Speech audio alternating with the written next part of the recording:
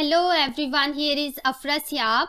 Today we are going to solve Cambridge IGCSE Physics Paper 2 Multiple Choice Extended held on October-November 2016 and paper code is 0625 with variant 22. So let's start from question number 1. Question number 1. The graph shows how the distance traveled by the vehicle changes with the time. Here is a distance time graph. Which row describe the speed of the vehicle in each section of the graph? P to Q, Q to R and R to S. Option A, constant, 0 and constant. B, constant, 0 and decreasing. C, increasing, constant and decreasing. D, increasing, 0 and constant. We know that speed is the slope of distance time graph. I write here slope of distance time graph. It is equal to speed. So speed will be distance over time. There are different points shown on this graph: P, Q, R and S. From P to Q, we can see here by increasing the time distance also increase, which means that speed is constant. So I write here constant. From Q to R, here distance is constant. By increasing the time, it does not change. So here speed will be equal to 0. From R to S, again by increasing the time, distance increase. So speed will be constant. Now we see the option. Option A is correct from here, which shows that first of all speed is constant, then it becomes 0 and again it becomes constant. So A option is correct from here. Question number 2. A stone falls freely from the top of the cliff. Air resistance may be ignored. Which graph shows how the acceleration of the stone varies with the time as it falls? So as the stone falls, the weight of this stone is acting in downward direction. But here we have to ignore the air resistance, so that this stone falls with the acceleration that is equal to the gravitational acceleration G, which is constant. It means that here acceleration remains constant, which is given in the option D. So D option is correct from here. B and C are incorrect because here acceleration is changing. Only the correct option is D. Question number 3. The speed time graph for the object is shown. Below are 4 statements about the acceleration of the object. Which statement is correct? Here is a speed time graph. Speed is measured in meter per second while the time is taken in seconds. Option A. The acceleration in the first 5 seconds is given by area P.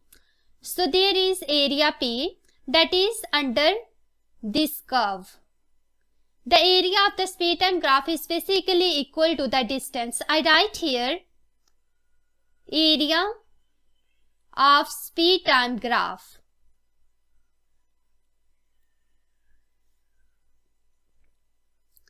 This is equal to the distance. But the slope of the speed time graph is equal to acceleration. So acceleration will be equal to slope of speed time graph. It means that option A is incorrect, which shows that the acceleration in the first 5 seconds is given by the area P.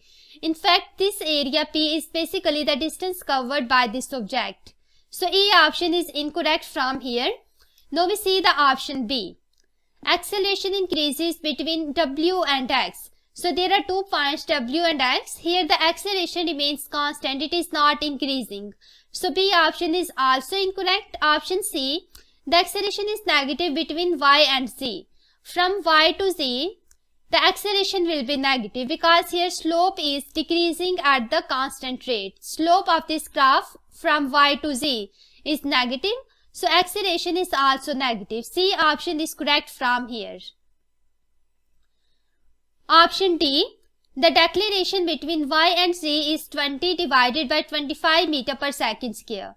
In the deceleration, here will be negative sign which is not given in this acceleration. So D option is also incorrect from here. Only the correct option is C.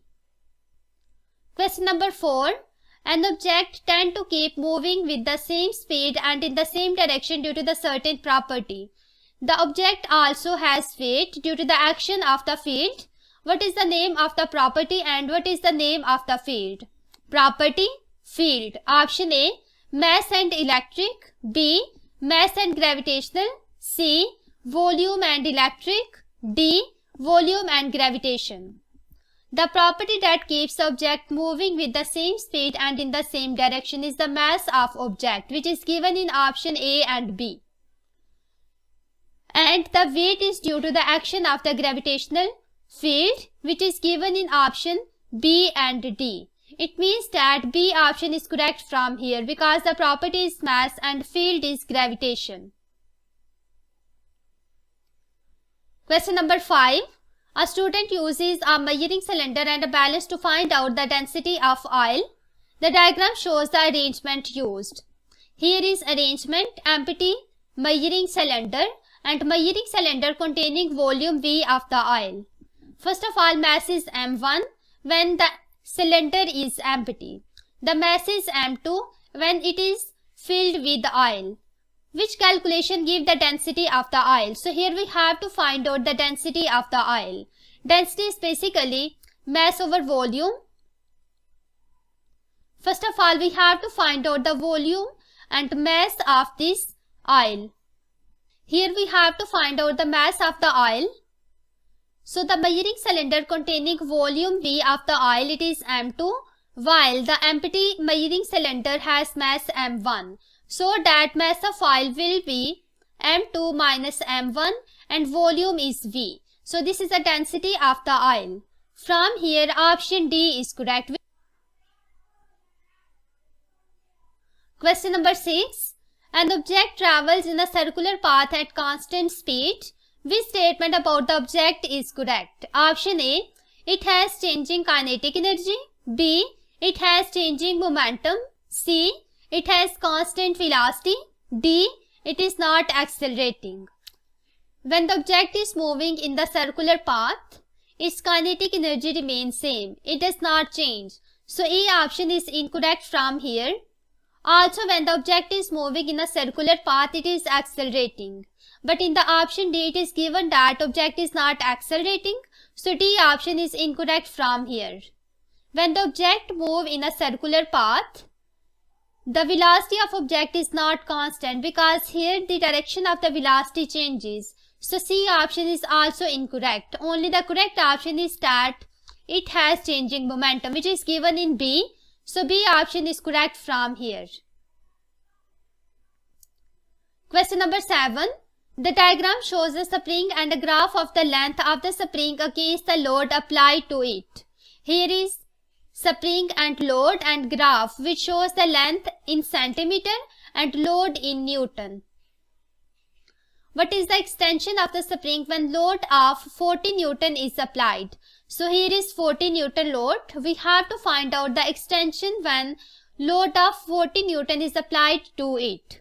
First of all, the length of the spring when no load is attached, it is given by this point, which is almost 2.5. So I write here the length when no load is applied, it is equal to 2.5 centimeter. So L1 is basically equal to 2.5 centimeter.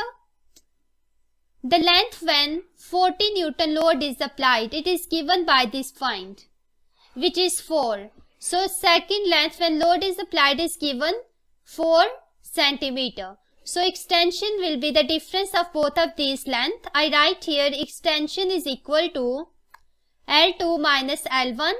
This will be 4 minus 2.5, which is equal to 1.5 centimeter. Now we see the options. Option A 1.5 centimeter, B 2.5 centimeter, C 4.0 centimeter, D 6.5 centimeter. So A option is correct from here. Question number 8. A girl of mass 50 kg runs 6.0 meter per second. What is her momentum? So here we have to find out momentum. Momentum is the product of mass and speed, here is m and v. So momentum will be equal to 50 multiplied by 6.0, which is equal to 300 Newton second. And the unit of momentum is also kilogram meter per second. Both of these are same. Now we see the option. Option A 300 joule, B 300 kilogram meter per second. So B option is correct from here. Question number 9. Which list contains only vector quantities? Option A acceleration, energy, force and mass. B acceleration, force, momentum and velocity. C distance, energy, mass and speed. D distance, momentum, power and speed. In the option A, mass is a scalar quantity, so this option is incorrect. In the option B, all of these quantities are vectors, so B option is correct from here. In the option C, again mass and speed, both of these are scalar, and in the option D, only momentum is a vector quantity, all of other are scalar. So only correct option is B. Question number 10. Electricity can be generated using the different energy resources. Which energy resource is used to generate the electricity without needing any moving part? Option A geothermal, B hydroelectric, C solar, D water wave. So we set the solar panel and connect it with the battery. Energy production in a solar panel system does not require any physical movement. It means that option C is correct from here. Question number 11. A lamp has a power input 5.0 watt. It wastes 1.0 watt of the power heating the surroundings. What is the efficiency of the lamp? So here we have to find out the efficiency of the lamp. Option A 20%, B 50%, C 80%, D 120%. First of all, what is efficiency? Efficiency is basically the ratio of the useful output power to the input power. I write here efficiency E is equal to useful output power divided by input power multiplied by 100%. Here input power is given, which is 5.0 watt. I write here input power is 5.0 watt and the power that is wasted, it is given 1.0 watt. So input power is basically the sum of the useful output power plus the power that is wasted. So the useful output power will be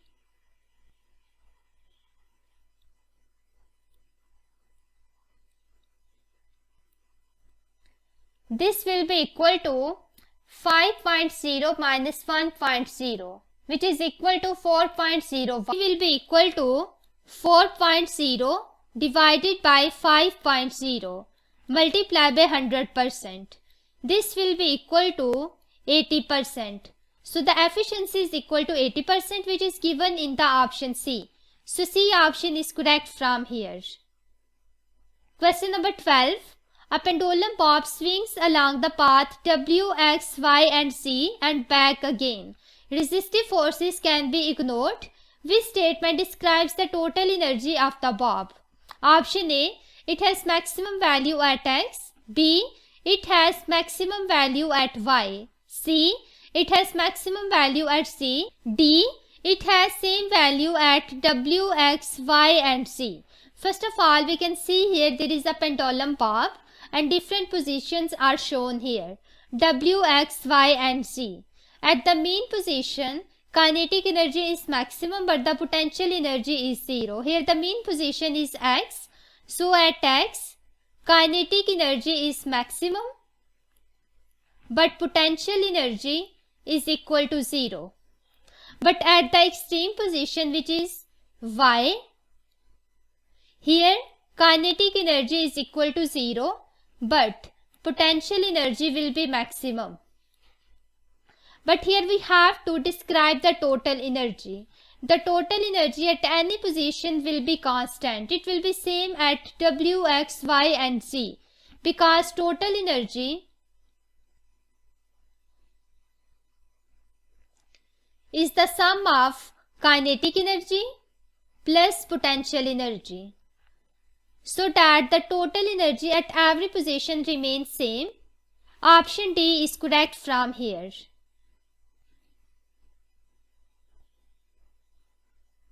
Question number 13. The equation used to find the pressure caused by the liquid can be written as P is equal to H multiplied by Y and Z, where P is the pressure and H is the depth of the liquid, which row gives the quantities Y and Z. Y and Z. Option A, cross-sectional area gravitational field strength. B, cross-sectional area volume. C, density and cross-sectional area. D, density and gravitational field strength. First of all, we know that pressure caused by the liquid is equal to density, gravitational field strength and height or depth. Here, height or depth is given. It means that Y and Z, they must be density and gravitational field strength. Now we see the option. In the option D, Y is density while Z is gravitational field strength. So D option is correct from here. Question number 14. The diagram shows a gas that is trapped in a cylinder by a piston. The volume of a gas is 120 cubic centimeter and the pressure of gas is P. The piston is moved slowly to the left so that the volume of gas reduced to 30 cubic centimeter. The temperature of the gas does not change. What is the new pressure of the trapped gas? So here we have to find out the new pressure when the volume and pressure is given, and also it is given that temperature of the gas does not change. Temperature is constant here. So I write according to Boyle's law, pressure is inversely proportional to volume at the constant temperature. From here, P1 V1 will be equal to P2 V2. Here we have to find out the new pressure, which is P2. So I write here P2 will be equal to P1 V1 over V2. P1 is initial pressure, which is P, multiplied by V1 is 120 cubic centimeter, divided by V2 is 30 cubic centimeter. So P2 will be equal to 4P. It means that the new pressure will be 4 times the initial pressure. Now we see the options. Option A, P by 4, B, P by 2, C, P and D, 4P. From here, D option is correct. Question number 15. A piece of the melting ice at 0 degrees C and a beaker of boiling water are both in the laboratory. The laboratory is at 20 degrees C. Here is melting ice and boiling water, Bunsen burner heating water. What is happening to the temperature of the melting ice and what is happening to the temperature of the boiling water? Temperature of the melting ice and temperature of the boiling water. Option A, constant, constant. B, constant and increasing. C, increasing and constant. D, increasing and increasing. First of all, what is melting point and what is boiling point? Boiling point is the maximum temperature that a liquid can have. For example, if I consider 100 degrees C, then the temperature of water cannot exceed than 100 degrees C. And the melting point is the constant temperature at which the solid melt. It means that the temperature of the melting ice and temperature of the boiling water remains constant. Option A is correct from here.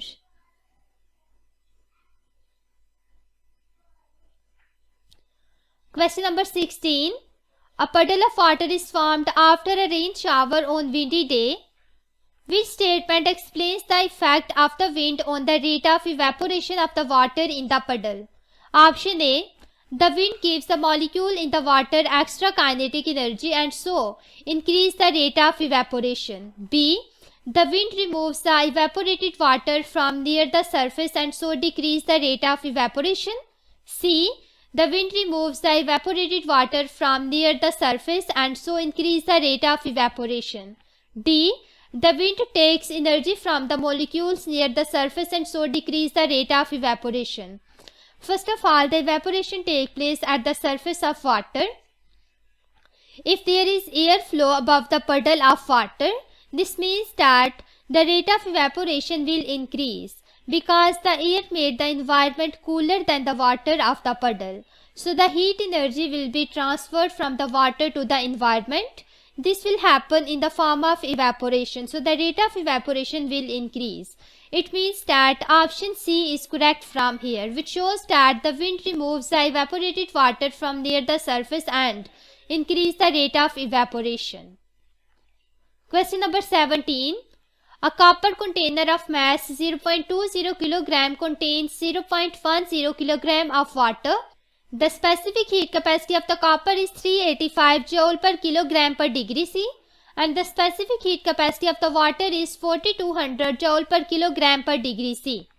How much energy in joules is needed to raise the temperature of the copper container and the water by 10 degrees C? So here we have to find out the energy that is needed to raise the temperature of the copper container and water by 10 degrees C.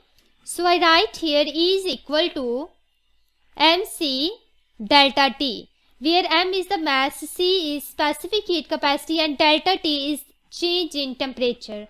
I write this formula for the water and also for copper. So energy for the water will be m water, C for water and delta T for water. And also I write same formula for the copper. Energy for the copper will be mass of copper, C for copper and delta T for copper.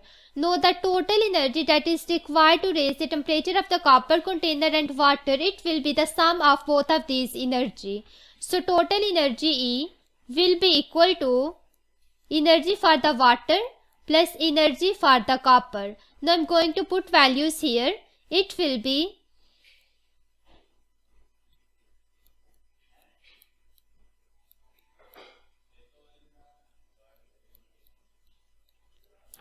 mass of water is given 0.1 multiplied by specific heat capacity for the water is 4200 multiplied by increase in temperature for water is 10 degrees C plus mass for copper is 0.20 multiplied by specific heat capacity of the copper is 385 multiplied by increase in temperature by 10 degrees C. This energy is given in the option B. So B option is correct from here. Question number 18. On a very cool day, a boy puts one hand of the Question number 18. On a very cool day, a boy puts one hand on the metal handlebars of his bicycle. He puts the other hand on the rubber hand grip. The metal feels colder than the rubber hand grip, although they are both at the same temperature. Why is this? Option A. The metal has a higher melting point than the rubber. B. The metal has a lower thermal capacity than the rubber. C. The metal is better thermal conductor than the rubber. D. The metal radiates more infrared radiation than the rubber. First of all, the metal feels colder as compared to the rubber. It is because of the reason metal is a better thermal conductor than the rubber. So option C is correct from here. Question number 19. The diagram shows the four spherical objects of the same color and same type of the surface. Two of the objects are small and two are large. Two of the objects are the same high temperature and two are at the same low temperature. Which object emits the infrared radiation at the greatest rate? Here are four objects A, B, C and D. Object A and C, both of these are at high temperature, but the size of the object A is smaller as compared to the size of the object C. Two other objects B and D, both of these are at low temperature, but the size of the object B is smaller as compared to the object D. First of all, the emission of the infrared radiation from the object depends upon the surface area. Larger the surface area, larger will be the emission of radiation. It means that the emission of the infrared radiation from the C and D object will be larger as compared to A and B. Next, we check the temperature. If the temperature is larger, the emission of radiation will be larger. So C option is correct from here because the temperature for the C is larger, due to which the emission of infrared radiation will be at the larger rate.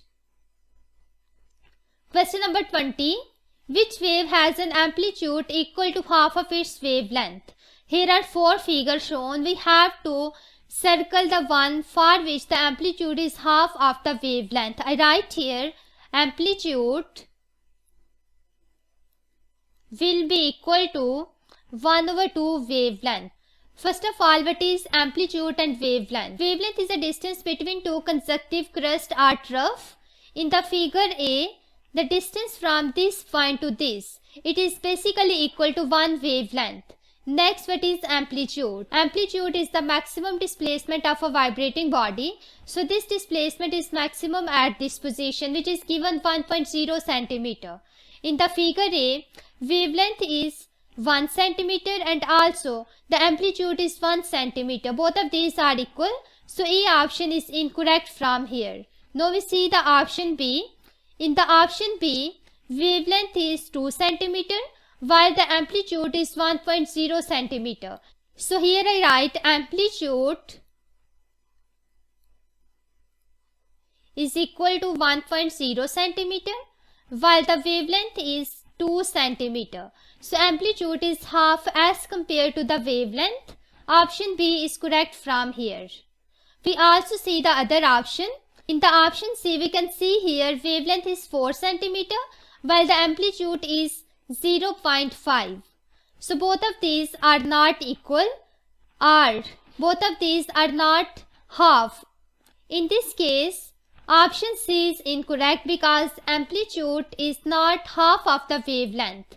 Also in the option D, wavelength is 4 centimeter while the displacement that is maximum, it is 1.0 centimeter, which is also be called amplitude.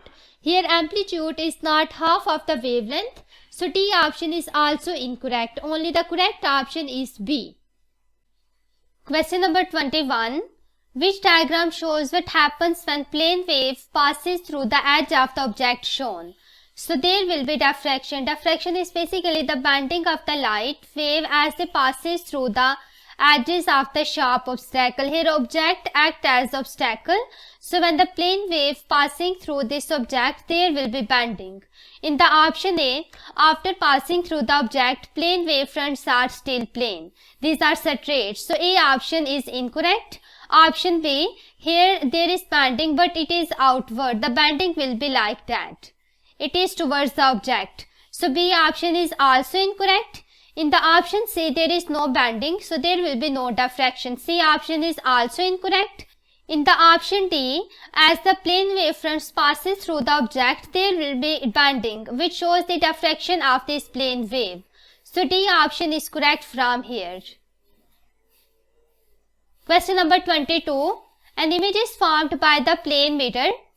A second image is formed by the lens used as a magnifying glass. Which row states the nature of each of these images? Plane mirror and magnifying glass. Option A, real and real. B, real and virtual. C, virtual and real. D, virtual and virtual. So the plane mirror and magnifying glass, both of these forms the virtual image. D option is correct from here.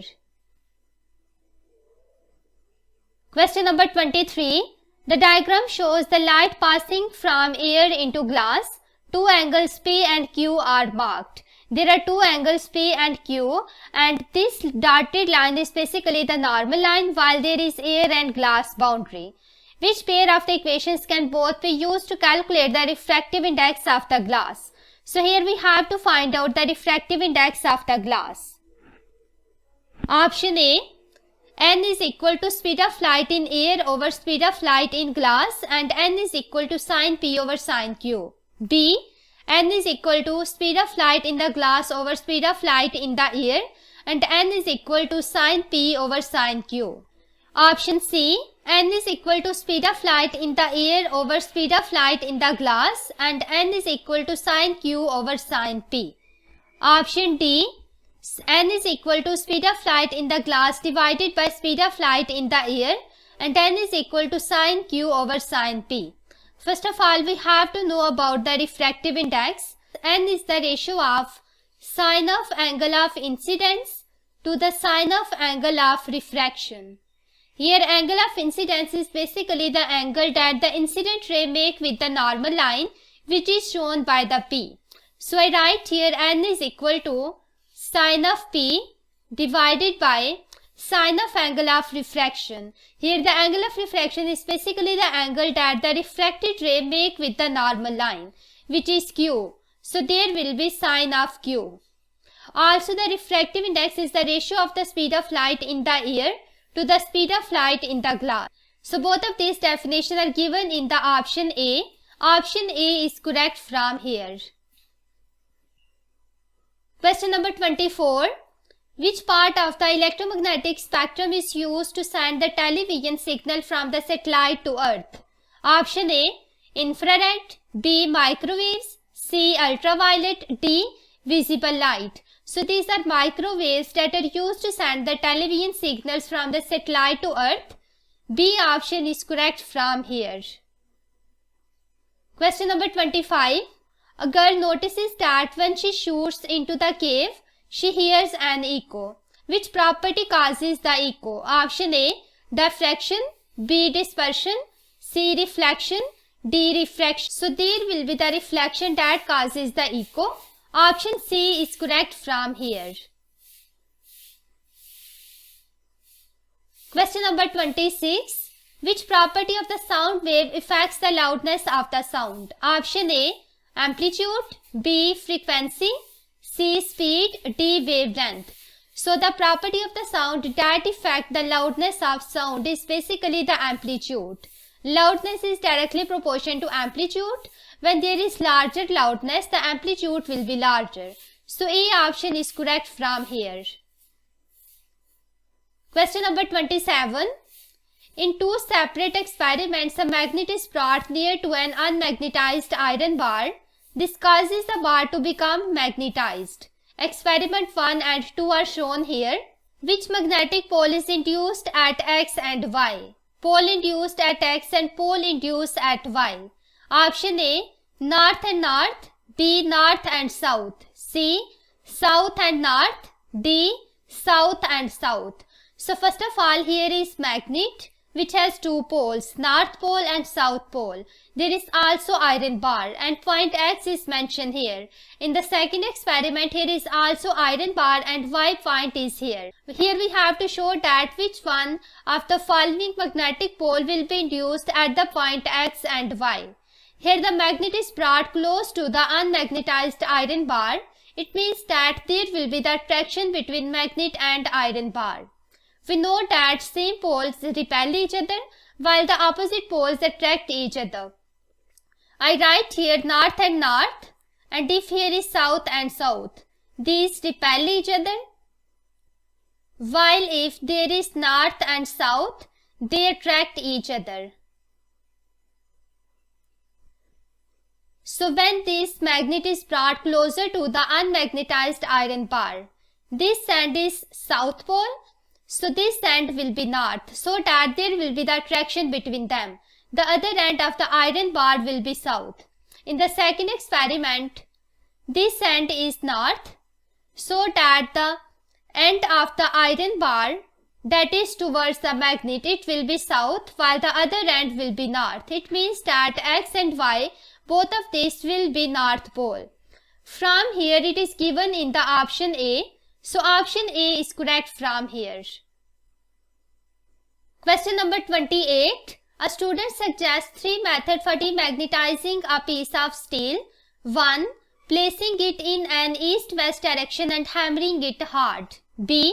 Placing it in an east-west direction and heating it until red hot. 3. Removing it slowly from the coil carrying alternating current.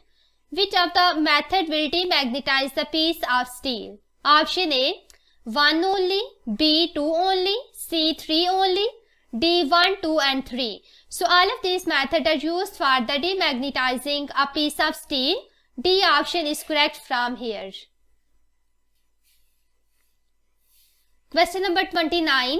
The diagram shows the lamp in the circuit. Here is circuit, here is lamp, battery and resistor. which change to the circuit would increase the current in the lamp. So here we have to increase the amount of current in this lamp. How we can increase this? Option A, adding another resistor in parallel with the one in the circuit. B, adding another resistor in series with one in the circuit. C, decreasing the electromotive force EMF of the battery in the circuit. D, moving the lamp to the point P in the circuit. So here we have to increase the current. Current and resistance, both of these are opposite. So resistance can only decrease by adding another resistance in parallel with the one that is shown in this circuit, because in the parallel combination the total resistance will be smaller as compared to the individual resistance. So in this way, when the resistance decrease, the current in the lamp increase. From here, option A is correct. Question number 30. The diagram shows a circuit. The reading on the ammeter is 12 ampere.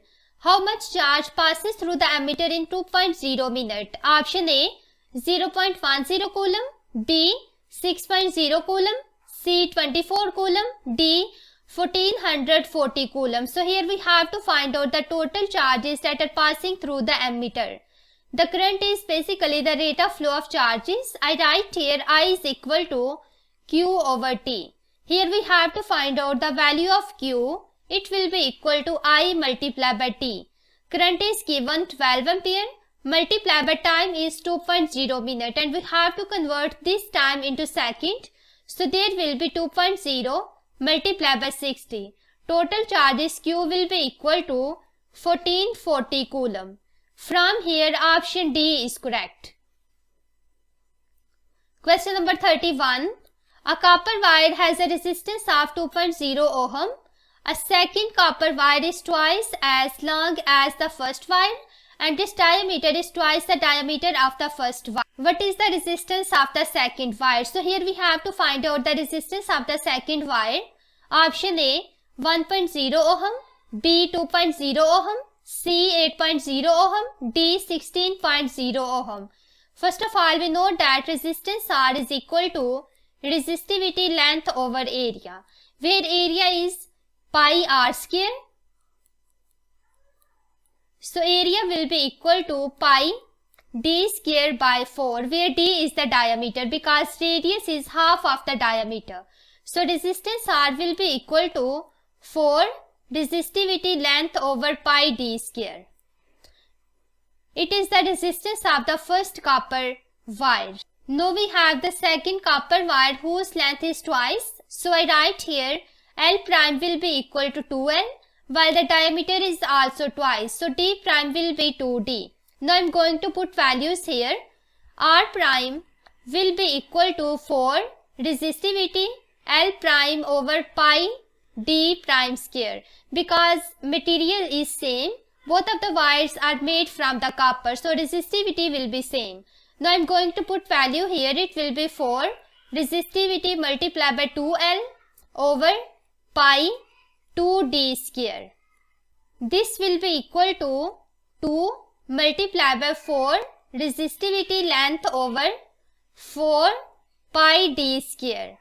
This factor 4 resistivity length over pi D square is basically equal to the resistance of the first wire. So I write here 1 over 2 multiplied by resistance of the first wire, which is given 2.0 ohm. So there will be 1 over 2 multiplied by 2.0. The resistance of the second wire will be 1.0 ohm. From here, option A is correct. Question number 32. Which combination of the resistor in parallel has an effective resistance of 0.50 ohm? We have 4 circuits here, and we have to show that which one of the following circuit has the effective resistance which is equal to 0.50 ohm. When the resistors are connected in parallel, the effective resistance is found out by using the formula that 1 over R is equal to 1 over R1 plus 1 over R2. I use this formula for all of these. So there will be 1 over R, this will be 1 over 1 plus 1 over 1.0. This will be equal to 2.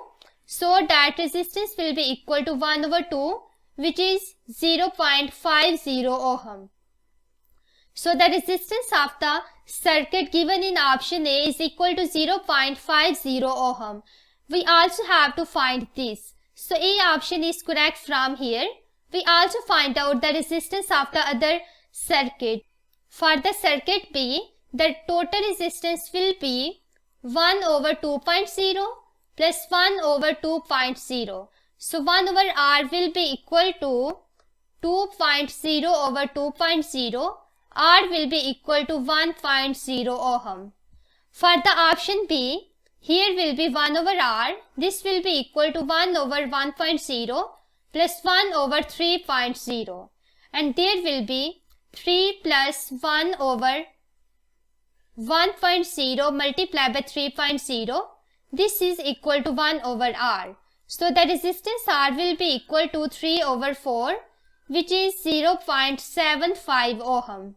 For the option D, the total resistance will be 1 over 4.0 plus 1 over 4.0. So this will be 1 over R will be equal to 2.0 divided by 4.0. R will be equal to 2.0 ohm. Now we see here that the resistance of the option A is 0.50 ohm. So A option is correct from here only. Question number 33. In the circuit shown, the voltmeter reads 2.0 volt. A charge of 5.0 coulomb passes through the resistor in certain time. How much energy is supplied to the resistor in this time? So here, voltmeter reading and current.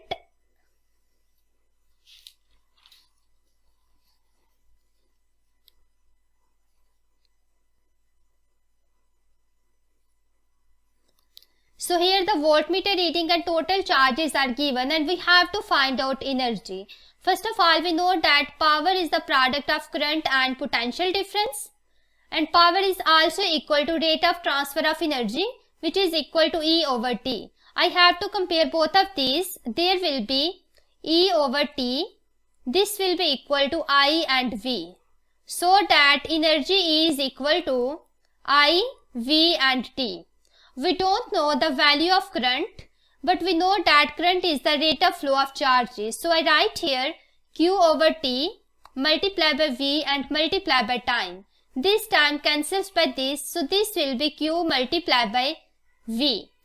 Energy will be the product of charges and voltmeter reading. So I write here E is equal to 5.0 multiplied by 2.0, which is equal to 10 joule. Now we see the options. In the option C, energy is given 10 joule. So C option is correct from here. I circle option C. Question number 34. Two NAND gates are connected together as shown. There are two inputs 1 and 2 and a single output. The arrangement acts as a single logic gate. What is the name of this single logic gate? Option A AND, B NOR, C NOT and D R. First of all, here I consider input 1 is 0 and 0. This is NAND gate.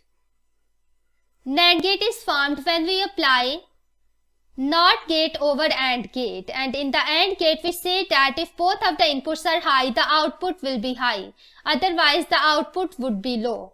So both of these inputs are low, the output of the AND gate will be low, and when we apply NOT gate changes 1 into 0 and 0 into 1. So there will be output 1. This one comes here and here. Now the output of the first NAND gate is 1, but the input of the second NAND gate is 1 and 1. 1 and 1 when combined by AND gate, here will be output 1, and by application of the NOT gate, output will be 0. So there is 0 output. It means that when inputs are 0 and 0, output is 0. Next we check the other combination. I consider input 1 is 1 while the input 2 is 0. So 1 and 0 combined by the NAND gate, here will be 1, and 1 comes here and here. 1 and 1 when combined by the NAND gate, here will be output 0. So I write here 1 and 0, there will be 0. Third combination, input 1 is 0 while the input 2 is 1. Now both of these inputs combined by the NAND gate here will be output 1. 1 comes here and here. When 1 and 1 combines by NAND gate, here will be output 0. So I write here 0, 1, it also equal to 0. And last one combination is 1 and 1. 1 and 1 when combines by NAND gate, here will be output 0. 0 comes here and here. 0 and 0 combines by NAND gate, it will give 1. So there will be 1, 1, 0. This table is basically for AND gate. It means that when we combine two NAND gate, here will be AND gate. So A option is correct from here. Question number 35. An electric kettle has a metal casing.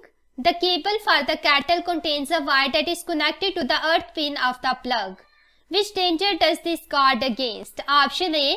The cable to the kettle become too hot. B. The cable of the kettle becoming live. C.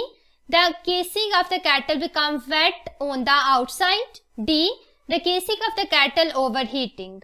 First of all, the earthing is used to transfer extra electrons into the ground through the low resistance wire to reduce the shock risk. In this case, the earthing is done to guard against the casing of the kettle becoming live wire. B option is correct from here. I circle option B. Question number 36. An electric current can produce a heating effect and a magnetic effect. Which row shows the effect that a relay uses and one application of the relay? Effect used by the relay and one application of the relay. Option A. Heating effect, allowing a small current to switch on large current. B. Heating effect and changing the voltage of an AC supply. C. Magnetic effect and allowing a small current to switch on large current. D. Magnetic effect and changing the voltage of an AC supply. First of all, what is relay? Relay is an electromagnetic switch that can turn on and off the main circuit. In the relay, the small current may turn high current circuit on and off. The low current circuit may contain components such as LDR, light dependent resistor, that uses only small current. The large current circuit must be made of the thick wire. Relay uses the magnetic effect to allow the small current to switch on large current. It means that effect used by the relay is magnetic effect and application is that it allows a small current to switch on large current. C option is correct from here. Question number 37. What happens in the process of nuclear fission? Option A. Electrons are added to the nucleus. B. Electrons are removed from the nucleus. C. The nucleus of an atom split. D. Two nuclei join together. So here nuclear fission is basically the phenomena in which the nucleus of an atom split. Option C is correct from here. Question number 38. A beta particles enter a uniform magnetic field directed out of the page. Here are beta particles that are entering in the uniform magnetic field to the right. In which direction is the beta particle deflected by the field? Option A. Towards the top of the page. B. Into the page. C. Out of page. D. Towards the bottom of the page. So here we have to find out the direction of deflection of the beta particle. So for the direction of the deflection of beta particle, we use the Fleming right hand rule. According to this rule, keep your hand parallel to the plane containing magnetic field such that the thumb should point towards the direction of the force. Move the index finger perpendicular to the plane of the magnetic field and force. Index finger will show the direction of the current. From here, the direction of the deflection of beta particle will be towards the top of the page. Option A is correct from here. Question number 39. A radioactive nucleus Bi with atomic number 83 and mass number 214 decays to another nucleus by the emission of beta particle. What is the proton number and what is the nucleon number of the nucleus formed by this decay? Proton number and nucleon number. Option A 81 210, B 81 212, C 84 213, D 84 and 214. So here is Bi with atomic number 83 and mass number 214. It undergoes beta emission. Beta particle is basically electron, so there will be beta 0 and -1. When there is the emission of beta particle from any radioactive nucleus, mass number remains same because the mass number of beta particle is 0. So if Bi has a mass number 214, it will be 214. So I write here nucleon number is 214. What will be the proton number? Proton number is basically equal to the atomic number. So atomic number increased by 1 because here the beta particle has atomic number -1. So there will be 84. It is given in the option D. So D option is correct from here. Question number 40. Radioactive source S emits alpha particles, beta particles and gamma rays. A detector is placed 5 cm away from S. A thin sheet of paper is placed as shown in the diagram. Which emissions from the source can be detected? Option A. Alpha particle and beta particle only. B. Alpha particle and gamma rays only. C. Beta particles and gamma rays only. D. Alpha particles, beta particles and gamma rays. First of all, we see this figure. Here is source that is placed 5 cm away from the thin sheet of paper, and there is also a detector. Source emit alpha particles, beta particles and gamma rays. But the alpha particles are stopped by the thin sheet of paper, so these are unable to reach the detector. It means that beta particles and gamma rays, they both can be detected by the detector. So C option is correct from here.